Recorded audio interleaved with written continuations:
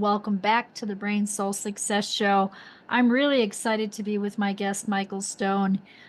We are aligned here because he is a spiritual author, he's a teacher, he's a mentor, he's a shamanic practitioner, he's been a radio host, a producer, and he's a trauma integration facilitator.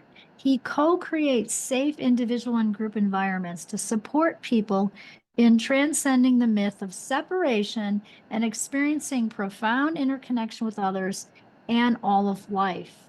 He's taught, he's led events, classes, teleseminars, workshops on organizational development, embodied shamanism, moving meditation, mysticism, personal growth, and spiritual fulfillment for over 50 years. He has quite a background. I can't wait to dive in today, Michael, and learn more about your story and how you started to do all of this. So what happened in your life? I mean, I know you were a radio host and producer, but what happened that brought you into the trauma facilitation area? Thank you, Louise. Thank you for having me on. I really appreciate it and appreciate talking about my new book, which is a memoir and self-help book and teaching book. So it's called Traumatized, a Love Story.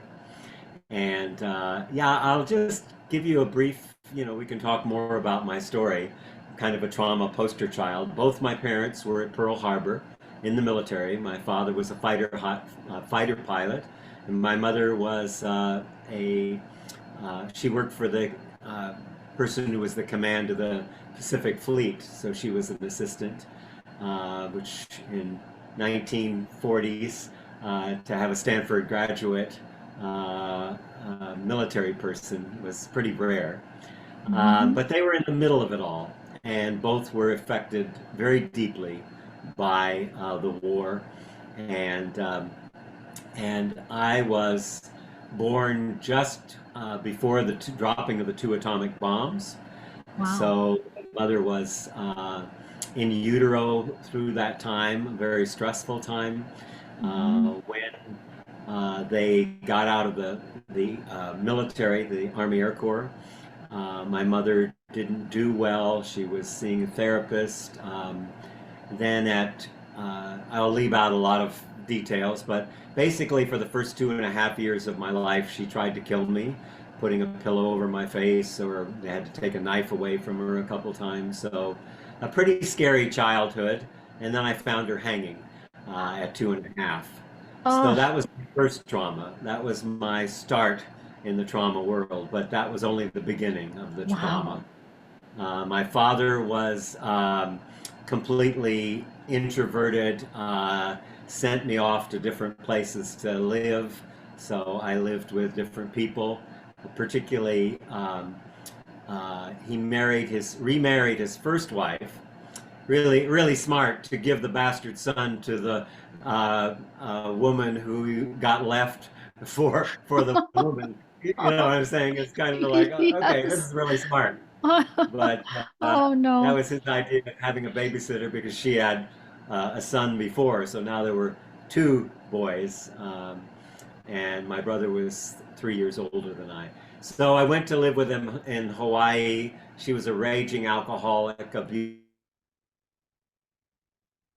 There, when my father came, I didn't even know him really by that point, and I had no idea what was coming. And then the happiest period of my time, my father had bought a bar in San Francisco on Maiden Lane, a very well-known special place, and so I lived in a bar for a year, and it was really great.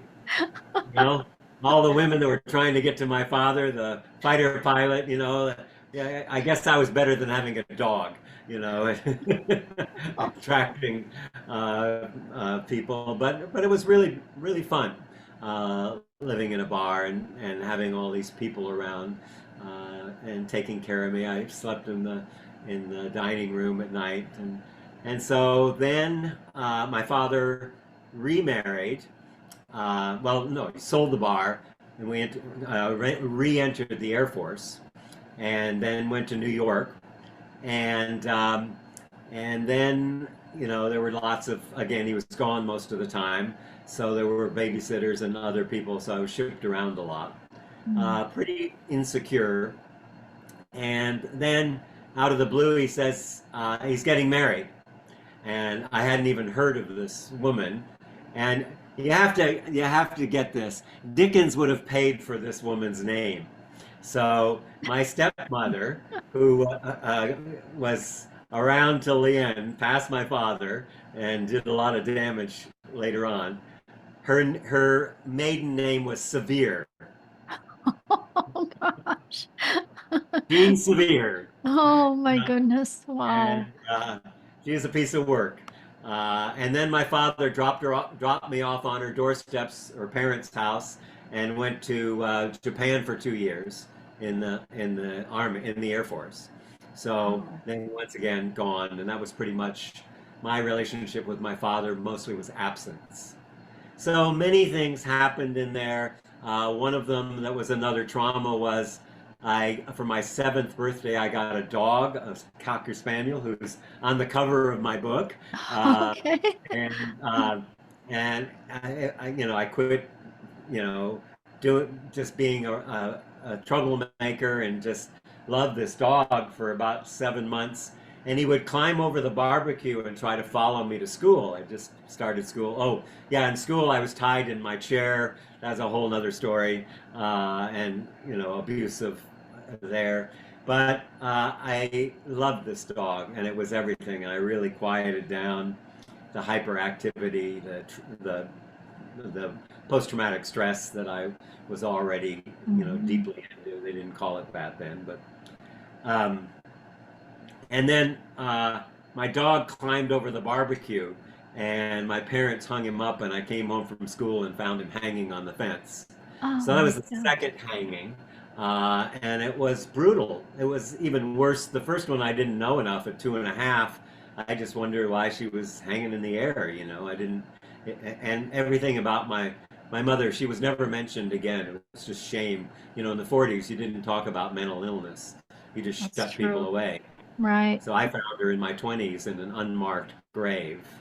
Um, Mm. so that was kind of my start. I was very hyperactive and successful in business, and became an organizational development consultant, taught courses for Landmark, EST back in the early days. So, I discovered in doing those programs that you know, I remember walking through San Francisco one night after the first night of this training, and I went, "Do you mean I'm responsible for my own bloody life?" It was like it was amazing, because I never had that thought that I was responsible for my life. I was looking for someone that would take care of me. Sure. And so, yeah, things went along. I was successful, had a beautiful home in Mill Valley and Marin, and got married to a beautiful woman. And we were together for 5 years and did, all kinds of growth things together.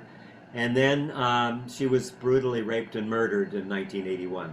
Oh my gosh, you've had so much loss, I told you I'm a Michael. trauma poster child, right? Wow. So I Yes. have had a lot of training. Oh my And not goodness. only was she murdered, but the person who did it, the trial didn't go well, and he got off. Many years later, after living under a lot of gossip and suspicion Hmm. created by a particular person that told these stories, someone in the family of my wife, um, it was that was brutal. I had moved to um, to Canada, actually, British Columbia. Mm. And so I'm in British Columbia, and all of a sudden I get the call 40 years after my wife's murder.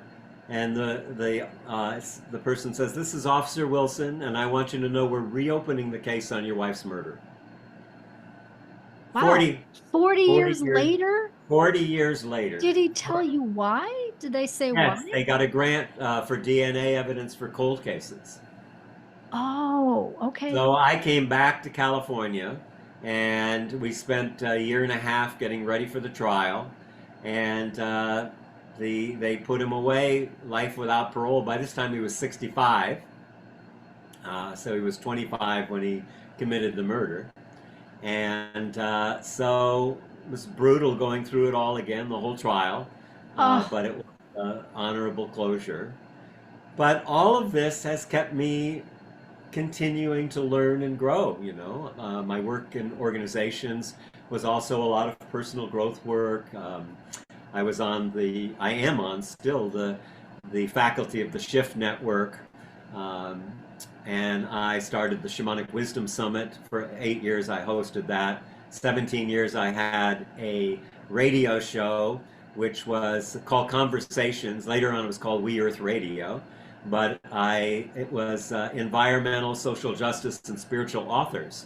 So for 17 hmm. years, I got to study with these people. They send me their book, and I get to interview them. So I've made many, many friends in the, growth, personal growth, and environmental and social justice world, Wow. and and yeah. So Wow. uh, How did you overcome that? I mean, I know you said a lot of, obviously, a lot of personal growth, but look where you are today. But to survive all of that loss and that grief and that trauma, I mean, what would you say are some of the tools that you used, or how did you overcome mhm. all of that, Yeah, I Michael? wouldn't say overcome. I work with a lot of people with trauma. Okay. And that's what everybody wants to do. They want to overcome, they want to get rid of, they want to fix.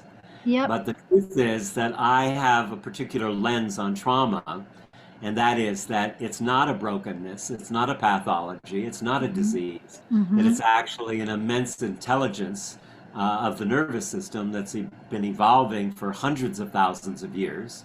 Uh-huh. And when we have an overwhelming situation, our nervous system is overwhelmed with a trauma, what happens is that there's a fragmentation of our essence, and that part of the trauma gets lodged in the body as either numbness or tension in our body. And we carry that. Not Mm-hmm. only individual trauma, but we carry familial trauma, cultural trauma, Yep. uh, and ancestral trauma, and historic, and all the other kinds of trauma that are Mm-hmm. all in our body. Our bodies are like the Library of Alexandria.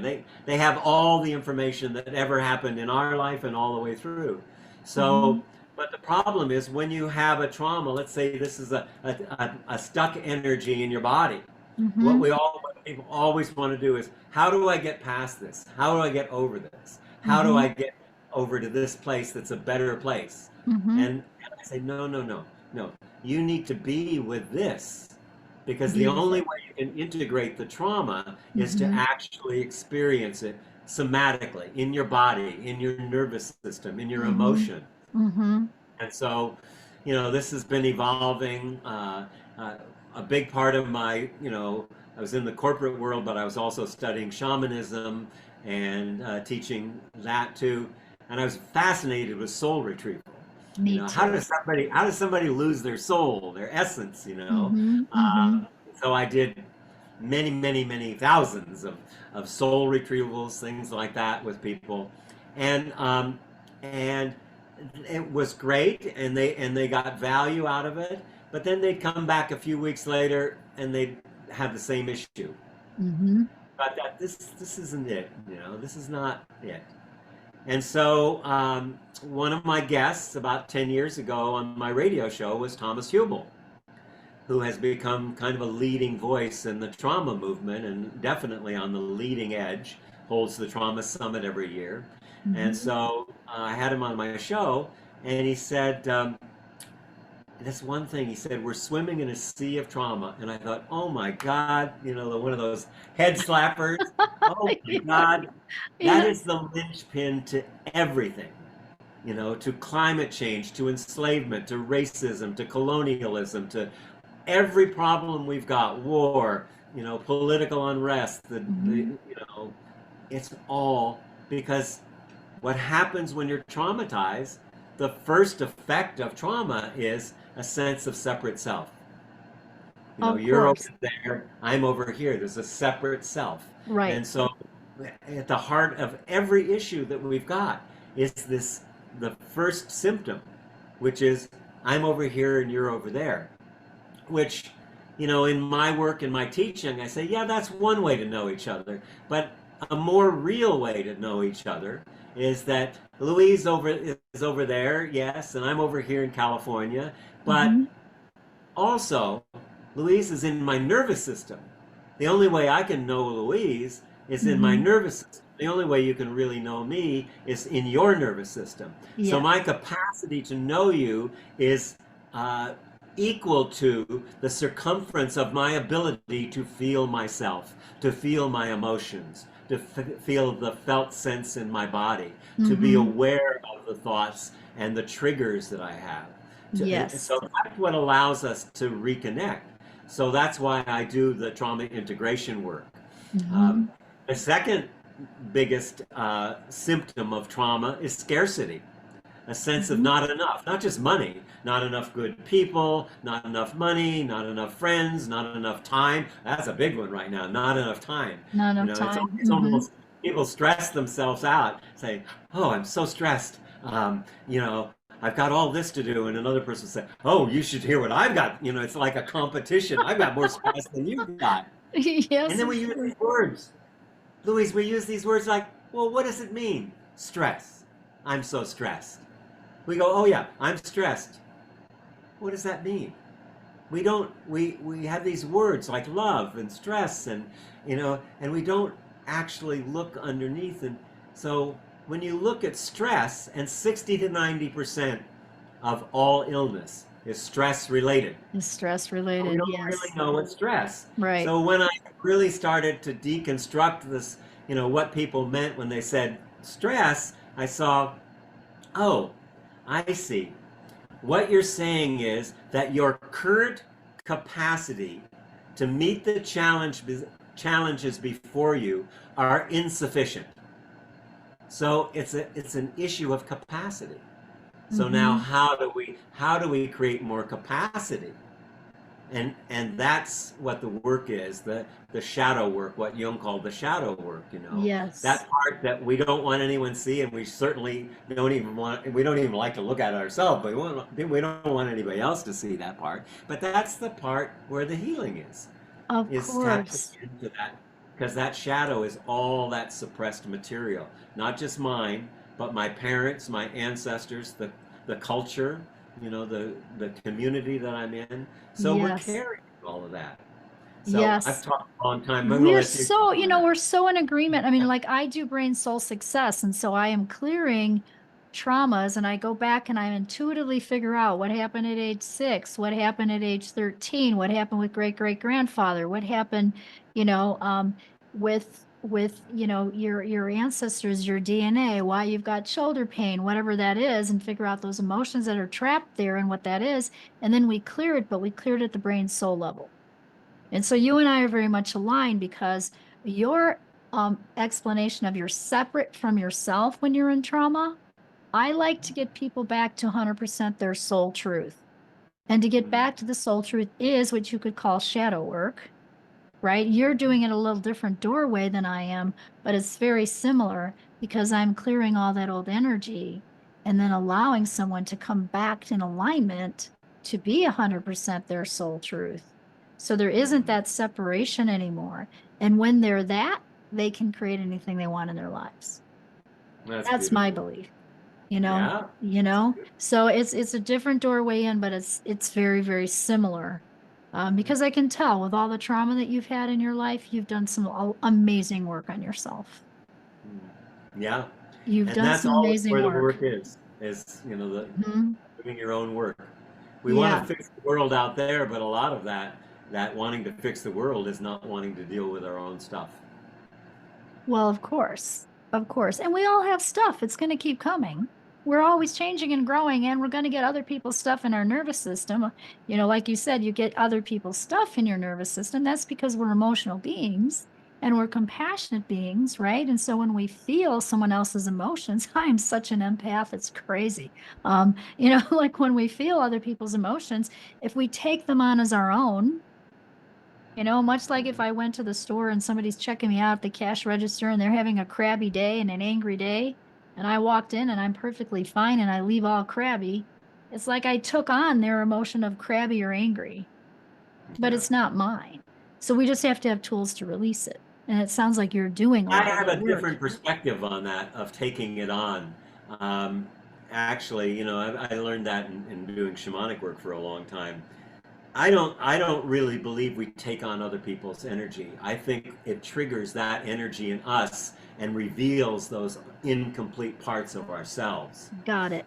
Yeah, so Okay. it's a different look at that, and it gives us access. If it's somebody else doing it to Mm-hmm. me, I don't have access, but I do have access to the trigger that happens. So when I'm saying, "Oh, she spoiled my energy," I have to go, bathe in crystals and salt and say my Yeah, mantra. right. No, what do you want to do is look at what got triggered, and like you said earlier, it all has an age. So Mm-hmm. when I'm triggered, I can go, okay, what's happening? I'm triggered. Instead of turning away from it, I turn towards it and I say, okay, what's happening? I'm triggered. I'm angry. Oh, that angry, but I'm not really angry at her. What age is this anger? Oh, this is a 5-year-old anger. So I Got it. start to work with a 5-year-old anger, and then I can unblend that 5-year-old from my wise adult. And that's how we deal with that. That's how, so you look at the age. Excuse me a minute. Alexa, stop. She just comes on at 5:30. Rob, you're gonna have to cut this part out when you edit it. Anyway, so you can identify, I do the same thing in a similar way, identify the age that something happened and then work with that. Yeah.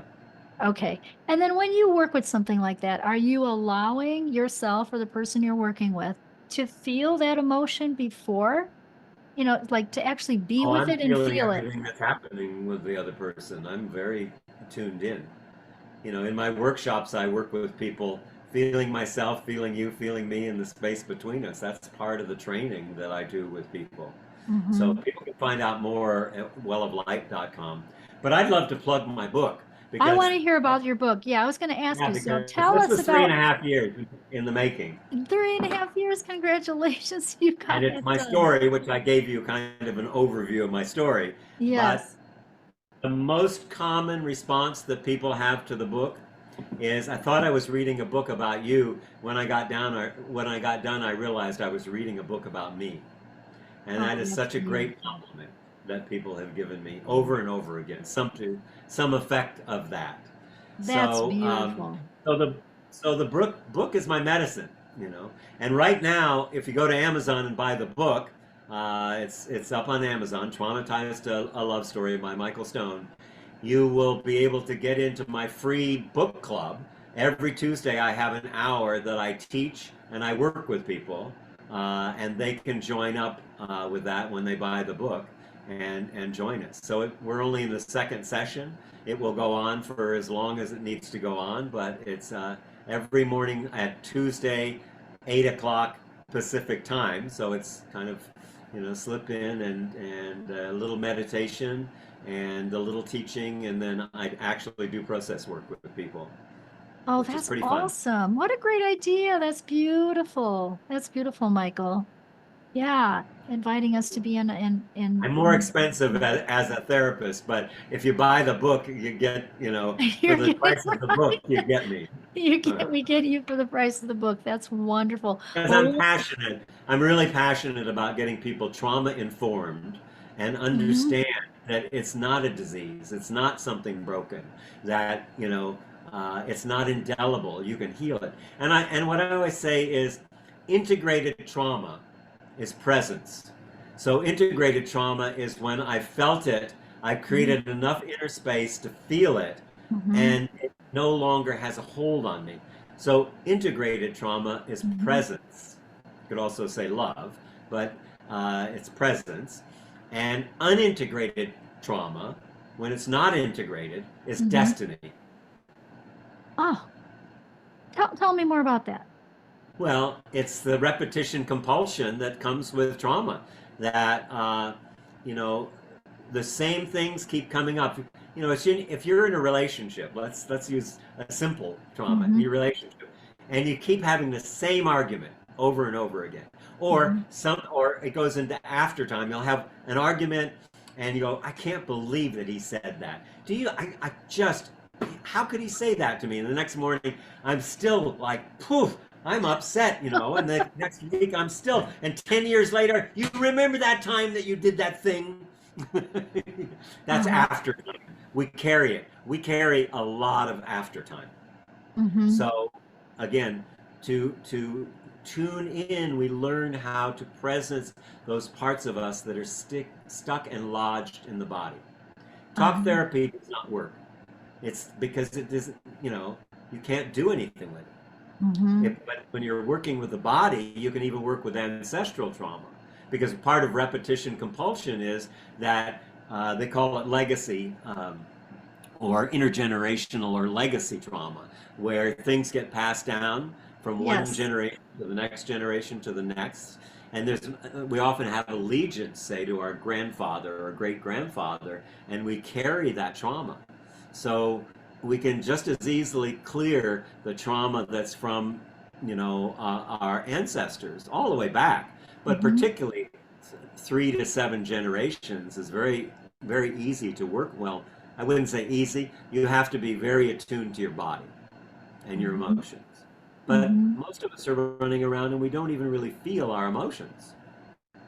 We don't That's so recognize the true. difference. People do push all that down, don't they? What would be some advice you Yeah, would give to people on that, so that they can even start to become aware sure. of I their couldn't feel emotions? my emotions till long after my wife was killed, um, and how that brought up a lot of uh, stuck emotions and trauma in my body, and that's when I started doing the real work. So that's half my life ago, um, and uh, so one of the first things is to do to begin to I'm a big meditator. I meditate at least an hour every day. I start the day that way. And so we've got to soften and we got to slow down. That's the first thing. Okay. Because everybody's moving so fast. Let me tell you the truth. You will never outrun your fear. It's faster than you are. That's a good Okay? comment. That's Yes. important. That's important because we have this busyness, terminal busyness. Everything is speeding up right now, and the very thing we need to do is the opposite. We need to slow down. We need to Mhm. soften. Then we need to, it took me a few years of asking myself, what are you feeling right now? What emotion is present? And that's Mhm. another thing. We've collapsed feelings with emotions. So this is a distinction that most people don't really get. So feelings are of the mind. Mm. Emotions are of the body. So what do I mean? So Mhm. a feeling is based on something happened. I got the car, I got the job, I got rid of the partner, I did, something. It's got a path to it. It's like Mhm. this happened, so I'm really happy that that happened. I got a raise, I'm happy that that happened. But emotions are movement in the body. They live in the theater of the body. So I have to be able to distinguish between anger as a thought and anger that lives in my body. It's Ah, stuck movement. it's stuck Okay. movement. Okay. Anger particularly is that. But all Mm-hmm. I work with the emotions. They're all teachers. There's no bad emotions. They're all teachers. Right. So I went around for a couple of years just saying what emotion is present, what emotion is present, what's the Mhm. movement of the emotion, what's happening. I asked my question all that. If particularly if I got triggered, what's the emotion, what's the age, and then I kept developing that. But one of the most important things that people need to do is be in relationship with others. So I Mhm. hold trauma circles. That's my bag. I do Uh-huh. trauma circles. Some of them, number at a time, um, because in order to self-regulate, what does that mean? Self-regulate. In order to feel my feelings, be able to operate in the world, to not lose my temper, to be able to, be an adult, basically, is what it Mhm. means. So if I didn't get felt, seen, heard, held, protected as a child, Mm-hmm. then I'm not going to know how to self-regulate because I didn't have co-regulation. It takes Ah, a caring witness. This is mm-hmm. the early attachment styles that happen. The, Sure. the caring witness looking in your eyes and saying, "You matter. You're loved. I feel you." You know, Mm-hmm. and so if you didn't have a caring witness, you need to get with other people, because when I have a circle of 12, 15 people together and they start sharing, people will say, I thought I was the only one that didn't feel loved. I thought I was the only one that was scared all the time. I thought I Mm-hmm. was the only one who felt unlovable or unwanted, these things. And when you hear it from other people, it relaxes and it creates more inner space. Inner space opens up, Mm-hmm. and so space is like the paper in the book of life. You have to have a place to write the book, right? So space is where creativity, innovation, manifestation, all of that comes from. I have more inner space. I have more capacity. Going back to stress, I have less stress, More because I have more capacity. space to hold life. Yes. So learning how to self-regulate needs to happen in relationship. One of the things I've been Mm-hmm. saying for years, even before I was working with trauma, was that um, community is the currency of the future. I agree Both with you totally. both the electrical and what we can get too. I Yes. mean, it literally is the currency of the future, and we're doing just the opposite. There's more separation. I have a whole chapter in my book about social media, AI, and post-truth, and the Oh. impact it's having on culture right now, and the traumatizing. How it's huge, and AI is moving so fast that we're not aware of what's happening. So that's a really. I also have a chapter on purpose, because purpose Mhm. is not the job I have. It's not about what I'm going to do when I grow up. Purpose is Mhm. very much relational. So you have to look at how I'm related to myself, to others, and to the world, to really be on a soul purpose path. I'm sure you understand that. Yes. That our Yes. soul is here with a mission, but we can't sit around and contemplate it. It's a walking. It's like that book of life. It's a walking. I'm walking with the question of why am I here? What am I doing? And Mhm. that the more I heal the wounding, anytime I break, Louise, anytime I break a habit, that's an evolutionary advancement. I like that word. That's a great phrase. Isn't that great? Evolutionary. And I it's agree. true. I evolve when I Yes. break a. So it gets start with little ones, work up to smoking and eating and drinking or addictions and stuff, but just change the way you brush your teeth and more use the other hand. I have your brushing your eye, but but do little things, because a habit is a crystallized. Um, it's crystallized in your body. It's a Mhm. crystallized. It's a structure, a crystallized structure in your body. We have very good habits: how to walk, how to crawl, how to run. How to get in and out of a door. So it's not that habits are bad, but when we have habits that we would call dysfunctional, which I tell people, look, there's no such thing as a dysfunction. There's only things that you haven't yet learned what the function is. When you learn the function, it won't be a dysfunction. But first you got to see, how is it protecting you? How is it supporting you? What is Yes. that addiction doing for you that is so suppressed that you can't face it, you can't deal with it. And then that's a softening way to actually heal and open ourselves to healing.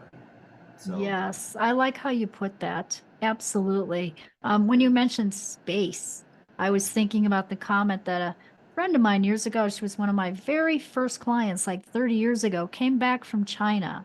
And she said to me, the masters taught me in China that we heal in the spaces. I never forgot that. say Right? that one more time. The Say what? masters in China told her Ah, that we heal in the spaces. yeah. Yeah. Space, interstitial space, spaces in the crevices of the brain, space to space. I mean, I'm in New Mexico. The sky here is so big and blue. The skies are huge, right? It's space. Yeah. Yeah. It's, It's like I have a moth flying in here. man, Um, yeah, it's like Leonard Cohen says, you know, there's a crack in everything. That's how the light gets in, right? absolutely. Yeah, Crack that's in true. everything. That's how the light gets in. That's so So, true. Very, that's, very true space is equal to capacity from my perspective. from your That means the perspective. more Yeah. space I have, the more capacity. Instead of life happening to me, it begins moving through me. Okay, because I have Yes. more space. If it happens to me, there's no space for it to happen. But if I can just digest it, and that's what trauma is. All trauma is. We make it really complicated. You know, it's like, let Hmm. me look up at the DSM. What does that mean?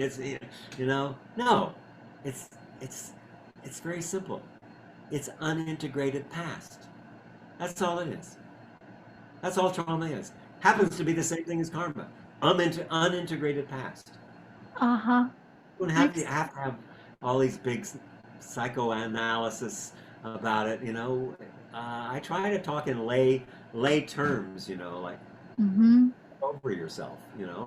Just just sit with it. Just Yes, no, I really like that. I like how you're presenting that and the opportunity for people here to slow down, right?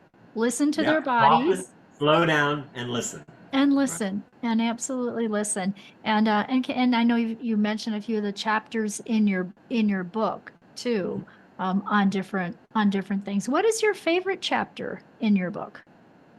Want me to read some of it? Yeah, we want to hear what's your favorite This chapter? is a chapter. This will give you an idea of what I do, but let me see if I gotta find it here. There's finding our purpose. There's what is this one? Relational intimacy, a whole pattern, whole thing on that. This is. I was gonna write a case study on some some people put together kind of talking about what I do, you know. Okay. And then, as a therapist, I always have a therapist. Any good therapist has a therapist, or Mm-hmm. someone has at least a teacher. And so I had a therapist, and I was going through a rough time, and I called her up, and we did this process, and it was so like what I do that I Mm-hmm. thought I'm going to write about me going through this process. Mm-hmm. So I'm looking here. So I said that yeah. Let me find the beginning of when I do the circle here. Okay, here we go. It's not too long. Okay. So I arrived at my therapist's office that day, barely able to function. My shoulders were slumped, my eyes already brimming with tears. I felt like a shell of myself, depressed, disoriented, bone deep exhausted. My legs moved me there on autopilot, but my spirit lagged behind me. I collapsed into the couch like I was surrendering to gravity itself. Tears slipped out. Tears slipped out before I could even speak. She didn't rush me. She sat quietly in her chair, feet grounded, heart open, holding space in that way she always does. Patient, unwavering, present, breathing me in. "What's here?" she asked gently. I shook my head. Words felt like pebbles in my mouth. I mumbled something about my car, the world, the chaos outside. I think I might be allergic to my dog. I was rambling, reaching for something to tether myself. She listened, then offered a soft redirect. "Let's stay with the inner sphere," she said, her voice soft and steady. "The part you do have some control over." That landed. Her tone wasn't clinical, it wasn't trying to analyze or fix me. It was more like someone standing beside you on a dark porch, gently handing you the key to your own front door, not forcing you to go in, just reminding me that you live here. You have the key, but you don't have to enter alone. I inhaled, shaking, my chest tight, like I'd been holding my breath for years without realizing it. Beneath the scattered words and stories I'd come in with, the car, the noise of the world, the spiraling state of everything, I began to feel my body again. I felt the heavy, airless fog of shame. That thick, metallic stillness I've known since childhood. The old atmosphere of death and disappearance. A kind of emotional smog that clung to the inside of my skin. I was spiraling, again. And yet something about her presence gave me permission to stay, to not flee the moment like I usually do. I took a long walk yesterday, I murmured, my voice barely audible, as if the words might vanish if I said them too loudly. Trying to feel into, to touch whatever it is. I paused, blinking back tears I didn't yet understand. But nothing came, no insight, no clarity, just this kind of nothingness, this ache. The silence that followed didn't feel empty, it felt scary. My therapist didn't rush to fill it. She just waited with me, her body still, her eyes soft, embracing me with a motherly stillness. And in that stillness something stirred. Not a solution, not an answer, just a flicker of warmth, the kind that says, "You're not alone in this anymore." She nodded with a knowing that reached beyond her words. Sometimes that nothingness is actually where the deeper pain lives, the ache without a story yet. Then she tilted her head slightly, her eyes steady. I know you spent most of your life trying to make a difference, and you have. But I wonder, what was the deeper intent behind that? I wonder if some part of you still feels like you have to earn the right to exist. Her words hit like a bell tolling in the cathedral of grief. I was having trouble breathing. I wanted to matter, I whispered, my voice cracking. I didn't want to be a victim. I wanted to do something that would make a difference in the world, something that had meaning and purpose. She paused, let the words settle like a trembling net cast over haunted waters, drawing up the sorrow that had drifted, silent and unseen beneath the surface for years. And maybe, she said gently, that desire came from a much earlier place. Maybe it began the moment you lost your mother. Suddenly, I wasn't in the room anymore. I was 2.5 years old. My mother was gone, and so was I, lost in the deep waters of grief and longing. In the earliest years of life, our sense of self is not something we possess. It's something we receive. It's given to us through the caring eyes, the tender touch, and the voice of a mother or primary caregiver. We come to know we exist because someone else reflects it back to us. We are held, seen, and named. We are told in a thousand nonverbal ways, you're here, you matter, you're safe, you're loved. But when my mother died by suicide, that mirror shattered. There were no eyes to meet mine, no arms to hold me, no voice to say, it's not your fault. All I had was silence, a vacancy so total that it swallowed me whole. This is one of the core wounds of early trauma, not just the event itself, but the response to the trauma, the separation and aloneness that comes with it, the rupture that never gets repaired, the confusion that becomes identity. I think that's what you're afraid of, she said, her voice soft but unwavering, that if no one is there to see you, you might disappear. And then, like someone reaching across time, she added, you don't have to do this alone. I'm here, with you. My body braced. Aloneness was safer, familiar, but something more ancient in me, older than fear, wanted to trust, wanted to connect, wanted to be seen. So I let her guide me. She invited me to visualize my young self, little Mickey, the boy who had lost his mother at 2.5, after experiencing a lot of pain from the one who was supposed to protect him. The boy who found her hanging, the boy who disappeared because no one knew how to hold his grief. What did he need? She asked. And suddenly I knew. To be held, to be told the truth, to be seen, to know it wasn't his fault. But instead I inherited the guilt of the adults around me, the silence, the shame, the secret, the terror that couldn't be spoken, that lived beyond words and stories. You don't have to carry that anymore, she said, her eyes moist now too. That guilt and shame, it was never yours. That's when the dam broke. My body convulsed. I curled in on myself, weeping into my hands. The tears were ancient, older than memory could recall. I sobbed from a place beneath language, as if my bones were releasing the scream that had been held for 75 years. Still, something inside whispered, "It was your fault." She leaned in closer, not physically, but energetically. "That's your young self speaking," she said, "but you, your adult self, knows the truth. Can you come back to this moment with me?" I nodded, just barely, but it was enough. "Let's go to him," she said. "Let's bring him home again. Let's bring him home together." She guided me into an imaginal realm, part memory, part dream, part soul retrieval. We returned to my grandparents' house, the place where it all happened. But this time, we weren't there to relive the trauma. We were there to rescue the boy. I saw him, alone, frozen, sitting in the dark corner, shrinking with fear. At my therapist's request, I reached for him.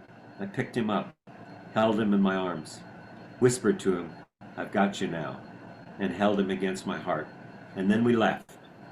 We walked out of that haunted space, my therapist, my adult self, and little Mickey, leaving the adults alone in their silent shame and suffering.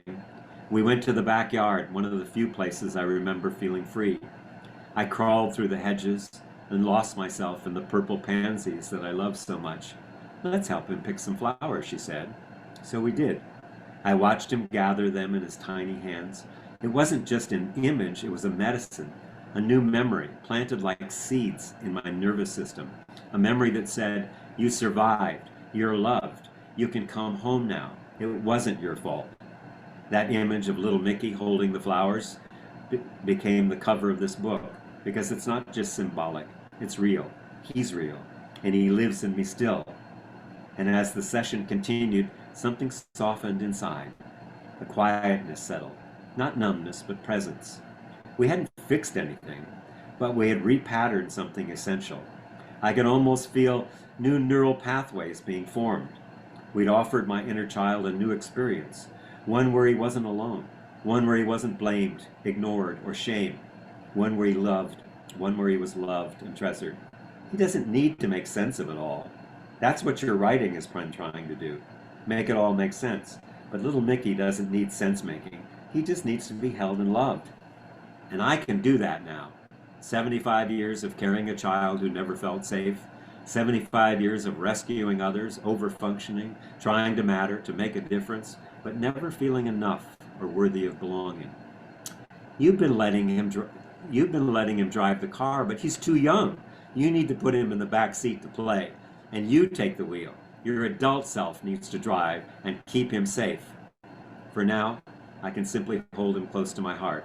He doesn't have to search for a mother who's gone or a father who vanished into his own wounds. He has me, and that is enough. Wow. Wow. You are such a great, that is just so beautiful. You're such a great writer. That's amazing. And I can see how people, because I work with a lot of people with trauma too, and I can see how people and feel as you read that, Michael, how people who read that would say to you, that wasn't your story. Yeah. That touched me, right? It's how you put that together. That's bringing tears to my eyes. That's amazing. Mine too. Yours too. And I know you're reading your book for audio now, and I got to tell you, you're the right one to read that. I was Yeah, just saw a I'm reading comment that. somewhere that people are finding that they can have AI read their book and make the audio copy of their book. No, no, no, no, no. That's not a good idea. Your Yeah. voice, powerful, powerful. Yeah, Thanks, Louise. yeah, very powerful. For I'm letting me read that. I feel it gives yeah. people a better idea of how I Ah, write. And Yeah, that's incredibly beautiful. So, uh, couple more questions. We want to get to know Michael when he's not writing and he's not working and leading trauma circles. So, what does Michael like to do in his free time when he's not working? Well, I work a lot, and recently I got the message I need to slow down. I have run groups and I have private clients. I started something that I'm created a model for other communities, especially small communities. I started a healing collective of alternative healers. So we have a dozen people that, as our healthcare system continues to unravel, I wanted to come up with something. So it's a model that really works well. And we do clinics every week. So I love that. I do Qigong Uh-huh. and yoga. I love to do that. Uh-huh. And I live by the river. So the river is, my fun, my friend. Um, I had a very good friend, a priest, you might have known him, John O'Donohue, poet and priest, wrote Anamkara. And he wrote this one line, and it was, I want to be like the river, surprised by my own unfolding. And that's a part Wow. of my life being surprised by my own unfolding. And I think, that's something I do a lot, is Mhm. contemplate that, how am I unfolding at 80? At Uh, 80, that's so beautiful. That's so beautiful. What beautiful quote. And since this is the Brain Soul Success Show, I usually ask this question at the end. What's one brain tip? And it could be related to trauma, what you've learned and all your, amazing experience that you want to leave our audience with. well, what comes to mind first is don't believe everything you think. I mean, it could be anything at all, but a brain tip, anything coming to your heart on that. Yeah, yeah. I feel strongly that the brain has had a coup over the heart. And I think that it's really important for us to begin to repair. The heart is supposed to be the master of the brain, and the brain in our Mhm. culture has become the master of the heart. I would say the one thing I would do is really understand the heart-brain connection and Mhm. notice if what you're thinking is also what your heart is saying. Nice. That the inner GPS to our soul lives in the heart, not in the Mhm. brain.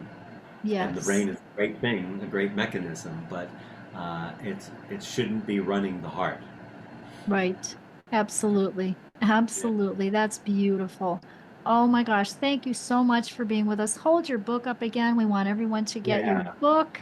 Um, Traumatized, a love story, healing the wounds that separate, alienate, and marginalize us. And it's on Amazon. And if you go to your bookstore, tell them to order it. They can get it from Ingram Sparks. And the audio will be out in about a month, probably. in about a So, month. Wow, that's just beautiful. So you definitely want to get Michael Stone's book here, and he and has that. join the Tuesday Circle too. You Yeah, know he's got a Tuesday that circle, so you can be part of his, shamanistic work, his trauma work, and be part of that community as well. And I'm a big believer in community, so I want to thank you so much for being with us thank today, you. Michael, and sharing Lovely to be with you. sharing your Yeah. book, sharing your heart, your journey with us. Just terrific. So remember, everyone, follow your heart and take your brain with you. Yeah. Yeah. Beautiful.